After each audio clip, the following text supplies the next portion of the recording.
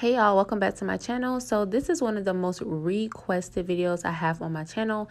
I have an older video that shows how to grip box braids, the regular box braids, and it's about almost 2 years old. So I decided to do an updated box braid tutorial just because I did box braids and I haven't done those in a while.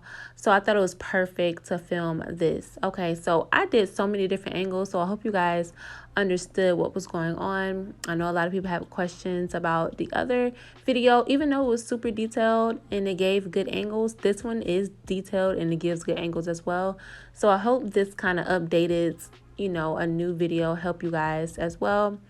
I like to do diamond parts. Sometimes I like to do rectangular parts, but diamond parts fall easier and then it gives the client more versatile parting. So I like to do the diamond or the half moon parts.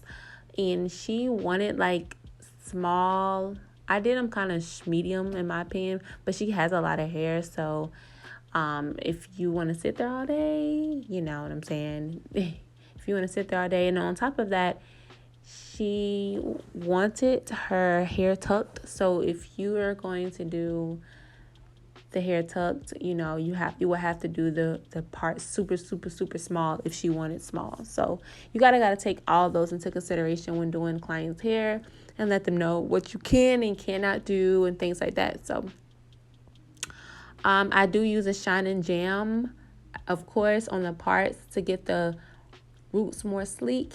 And yeah, so I'm going to show you guys how I do the bottom 3 braids. I'm going to show you guys how I do a top braid, and I'm going to show you guys how I dip the hair and how I moisturize it. So I hope you guys enjoy this video. I don't want to talk throughout the whole thing.